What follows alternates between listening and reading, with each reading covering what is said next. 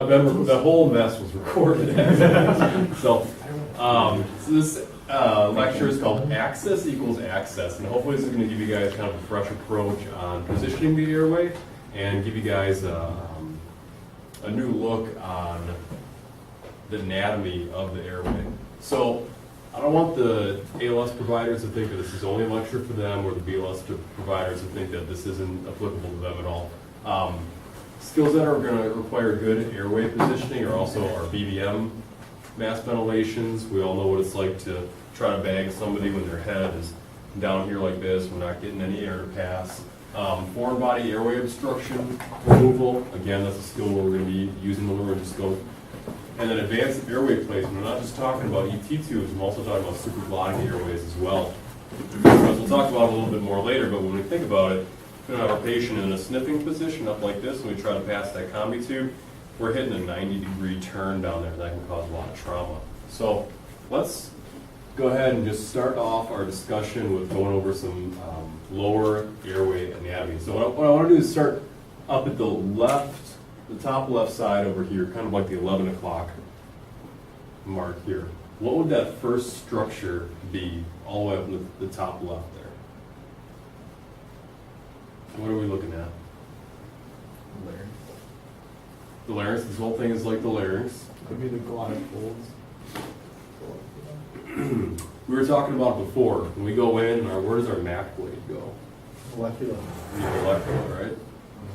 No way on that. So going around now, clockwise, what's that white structure that it's looking at right there? If that's the vallecula, what's right below the vallecula? It's posterior to the vallecula. What do we move out of the way with our laryngoscope? Epiglottis, right. There it goes. And then there's something that is pointing to directly posterior of the epiglottis. It's part of the epiglottis. Does anybody know what that's called? That's the tubercle of the epiglottis, or the cushion of it. That sometimes it might be visualized or it might not. So as we're going down, what are these structures right here? Vocal cords. Vocal cords, right? And then the next one that we're going to look at goes laterally. So not the vocal cords, but what is lateral to the vocal cords? What are we looking at there? We have the ventricular folds, right? That was one of those things that Tyler said that the bougie could possibly get caught up on, or even our ET tube. So when we're looking at our more posterior structures in the upper airway, look down the side here. What are those generally referred to as in the whole? The retinoid cartilages, right? So they each have a name. Can anybody name the first retinoid kind of on the lateral portion here? So there's actually 3 of them. So the first one we're going to look at is the epiglottic fold over here. And then as we come down, we have the cuneiform and the carniculate cartilage as well. These are all structures that can get caught up in the way of our advanced airway. So what about the very last one here? Looking directly up at the very center of that upper airway, what are we looking at there? The trachea, right? So what is that opening also called? Glottic opening. Glottic opening, good. So now that we know what we're looking at on the inside, let's take a look at some anatomy on the outside. What is this position called? Sniffing.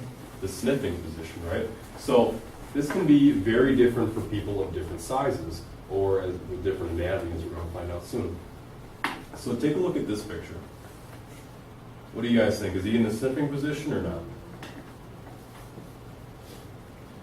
Show of hands, who thinks that he's in the sniffing position? Nobody? So let's take that same picture and let's flip him right side up. So, does it look like his ear is in line with the sternal notch at all? Or is his head in that like extended forward position?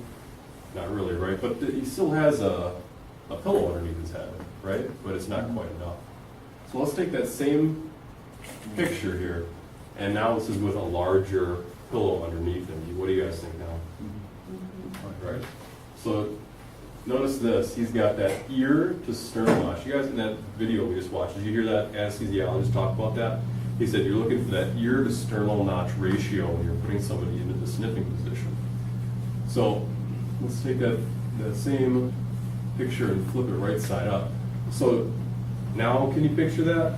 He's bending forward to smell something. He's very, very extended. He just doesn't look like he's slouching a little bit anymore, but he's really extended forward. So when we're looking at the outside of a patient, when we're looking at the way that they're positioned on our bed or on the floor or wherever we're working on them, we're going to be considering 3 axes today. The oral axis, the pharyngeal axis, and the laryngeal axis. So which of those 3 do you think is the most important to see if we're going to be trying to place an advanced airway? What is our end goal? Laryngeal. Laryngeal, right? Yeah. Because that's where we're going to get our view of the chords. So here's a cross section now. Here is our oral axis, pharyngeal axis, and our laryngeal axis. So you can see that the oral axis is what we see when we look directly into the patient's mouth. So when we open up their lips, basically, we're going to see their teeth, we're going to see the front of their tongue, and that's about it. This is like our view before we even put our laryngoscope blade in. Then we take our laryngoscope blade, we scoop the tongue away, and we can see the back of kind of the hard palate, soft palate back there, and you can see past the tongue. Now you're looking at the oropharynx, the nasopharynx back here, and then way back here, we can see what our view would have to be to actually view the larynx. That's our laryngeal axis. So if you can just imagine a point of access coming from right about here and moving all of those down until they're in alignment, that's what has to be achieved for us to be able to view the glottic opening. So that would look like this. Our oral axis would be like this, our pharyngeal axis would be like this, and our laryngeal axis would be like this. So all 3 of those would have to be lined up. So you can see everything that would have to move out of the way for us to visualize those chords. The whole tongue's got to get out of the way. The epiglottis has to get out of the way. All of those structures have to move in order for us to visualize. So here's that same patient again.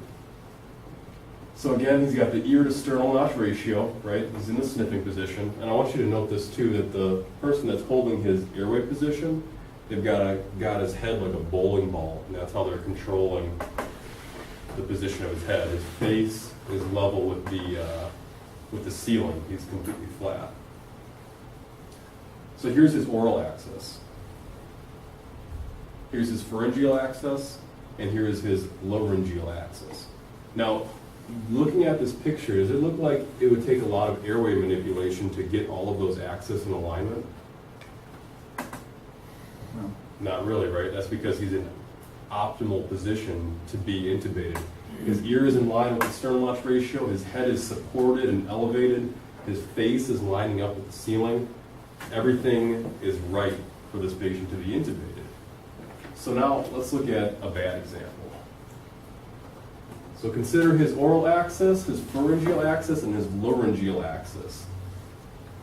Is it going to take a lot of manipulation to get his airway open? Yeah. What's wrong with his airway position? What could be improved?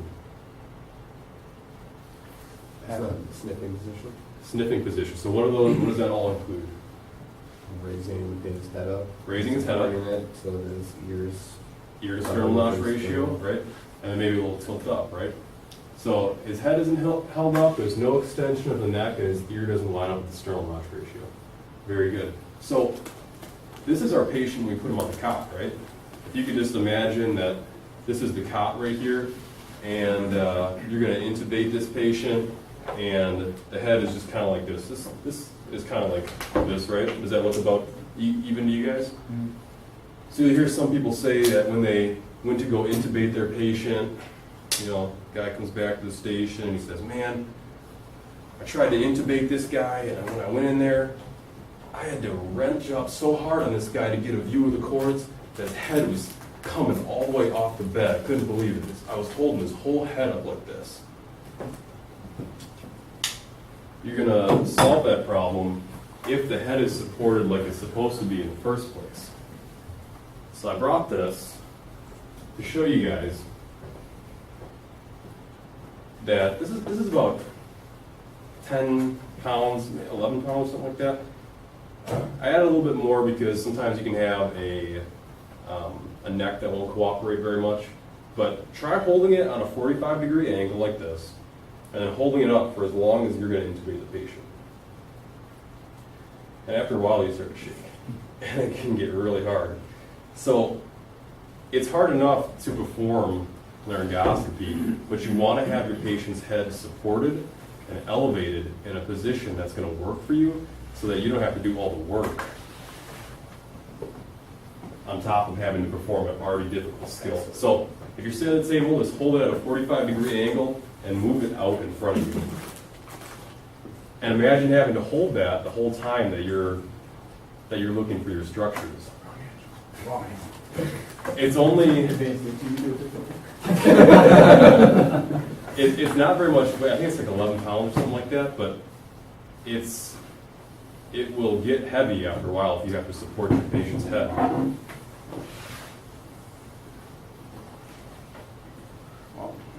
What do you guys think? Oh yeah, I've said it. Yeah, oh yeah, that's real heavy.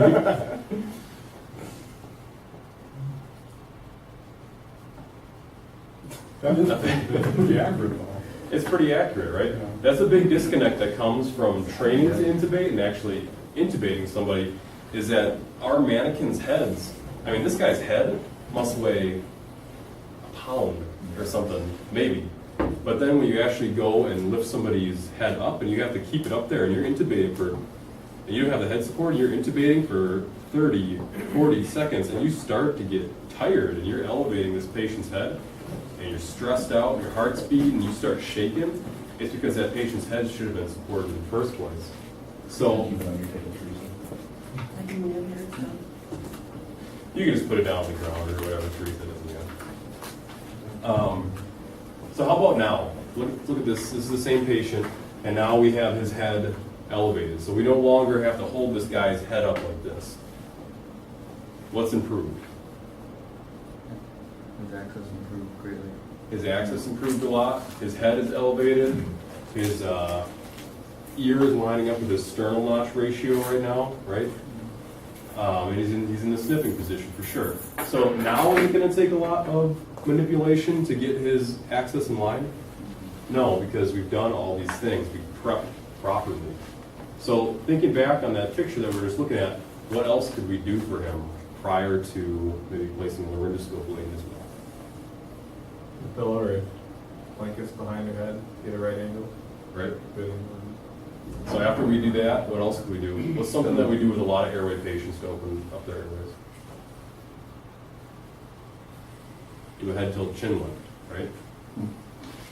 So now, look at how close all those structures are to lining up now that we've done all these different things. If you were to try to intubate him in that first picture that we saw, if you can just imagine the amount of force it would take to put all those axes in alignment without supporting his head, it would not only be hard, it might even be impossible. I don't even know if you could do it. You'd have to be wrenching on his head so hard.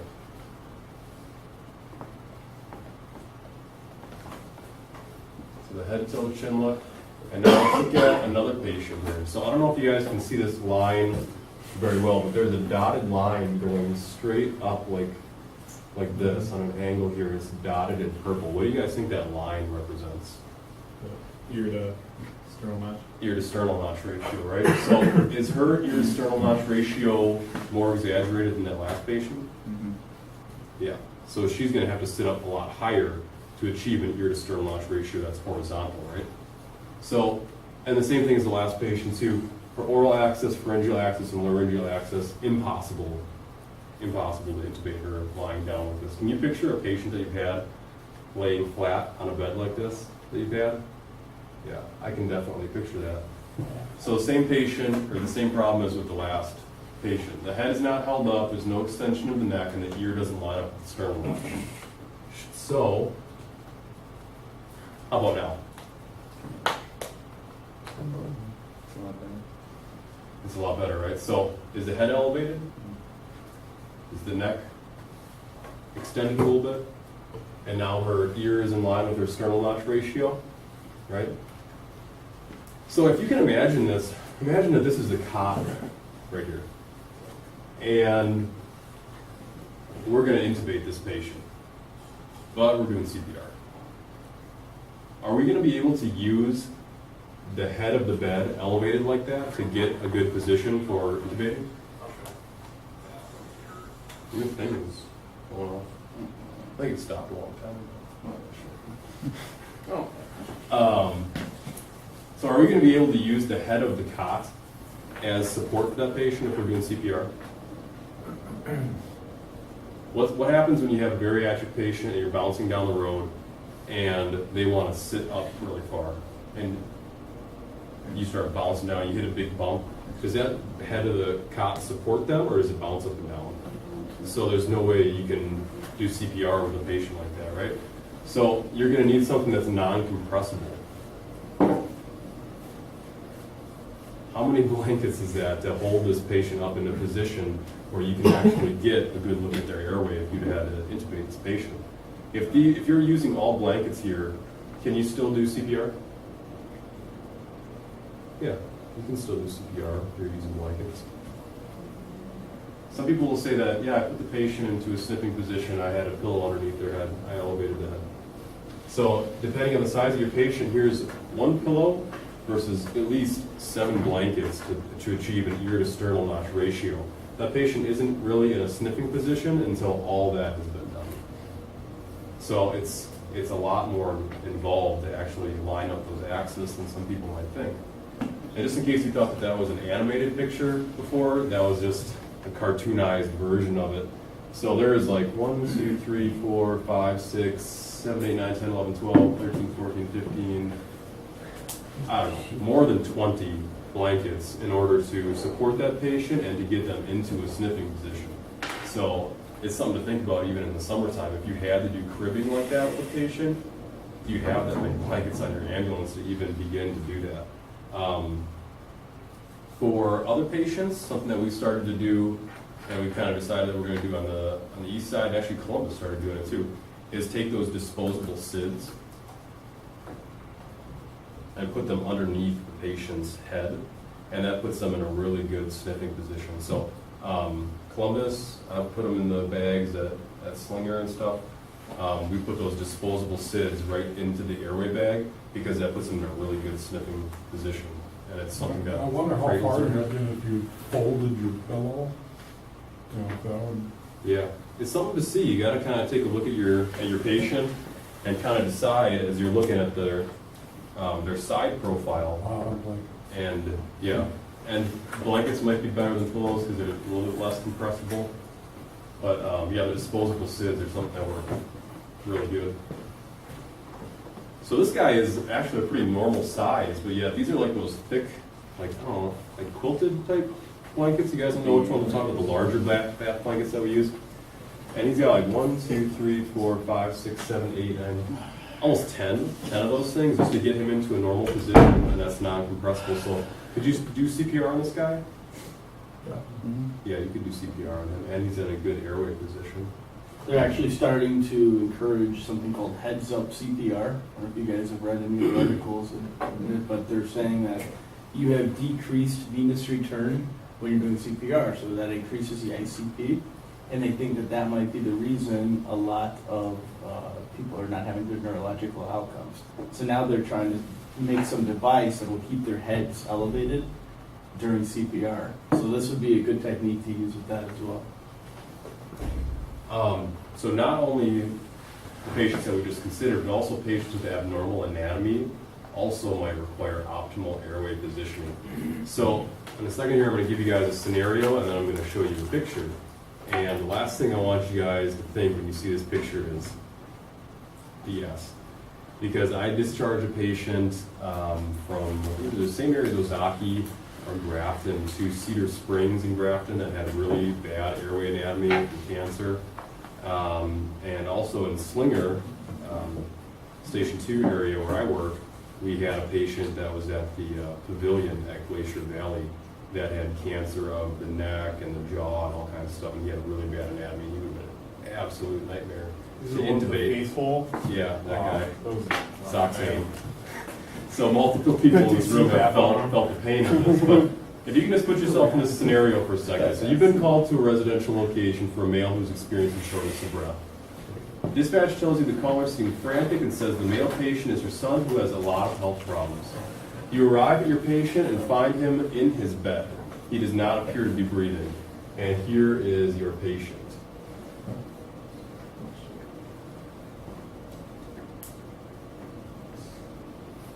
So some type of cancerous process going on. He's clearly got upper airway anatomy issues. It'd be really hard to get a laryngoscope blade into his mouth, right? And then would you be able to visualize structures? I don't really know. What would you guys consider with this guy? Surgical? Surgical airway would be an option with him. You might be able to get a bougie through there. You might be able to get a bougie, and you might just have to see what your view is, Is right? that the only opening in his mouth there in the corner, or Yeah, right here. that's the only place it opens? Yeah, and that's kind of his tongue sticking out like that. He's got too much anatomy issues, so we can't like even nasal intubate. Yeah, I don't think you'd be able to nasally intubate him. I was thinking if you could put him in a really good sniffing position, you might be able to pass a combi tube. But who knows what his lower airway structures look like, you know, and it doesn't look like there's a lot of room in there to begin with, so you might not be able to inflate that top cuff all the way. I don't know, you'd have to evaluate the patient and see what you're able to do, so. But yeah, I mean, there are patients like this out there, so always have a plan for that, but the bottom line is this, you have to have really good airway positioning on the outside so that you can optimize what you're trying to do on the inside. I don't know if you'd be able to visualize his airway structures or not, but you'd need really good airway position to be able to pass a supraglottic airway if you were planning on it.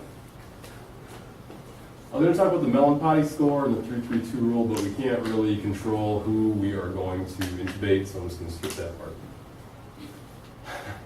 So when you were in school and they told you that you're either going to remove foreign body airway obstruction or you're going to intubate somebody, they told you that you were going to go in and you're going to grab that laryngoscope and you make sure you have it in the right hand, and you go in, and if you're using a Mac blade, you go in, you fly it right into the vallecula, and you lift up, and that's what you see, right? Is anybody else told that, right? So, real seamless process, you know, you open up the mouth a little bit, put your laryngoscope blade in there, and as long as you did a good job, you're going to see the vocal cords. But then, you actually got out there and started practicing, and the very first patient you tried to intubate, you came in and you thought you'd see the vocal cords, and you opened up the mouth and saw this. So let's take a progressive look at the structures so that we can identify one at a time, because you're not going to go in and see this as the first thing.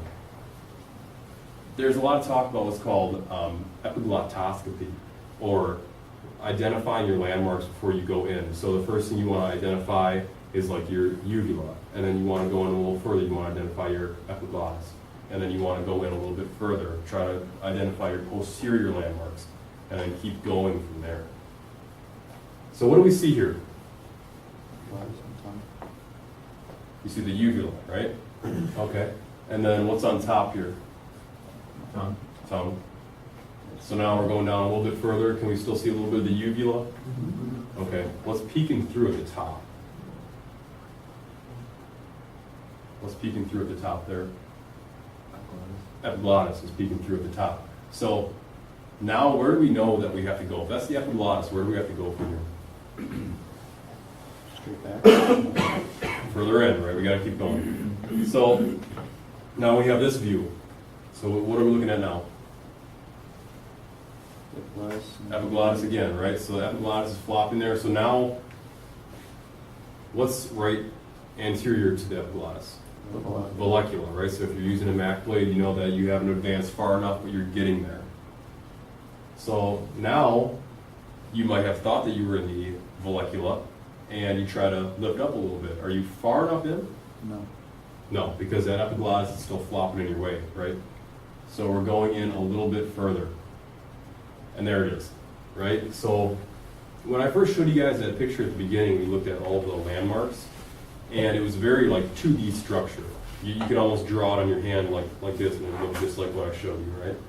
But now look at it. I don't know if I have a better picture. There we go. So now look at it. Is it 2D? No, it's very 3D, right? You can see how things would get caught up in there. You see it all the way back, you can barely see those little vocal cords, right? They're not those huge glowing white things. In the front, you see these huge cartilages. So up here, you see the epiglottic fold, the cuneiform, carniculate cartilage. Back here are the ventricular folds. Over here, these are the vocal cords. This is the glottic opening. We might be able to see a little bit of the trachea back there, I think is what's glowing, not really sure. And what's all this? Posterior anatomy, right, where you don't want your cord to go probably because it's going to end up in the esophagus. So, and then what's this huge thing right here? Epiglottis. Epiglottis, right? In that first picture I showed you, how big was it? Like, it wasn't that big.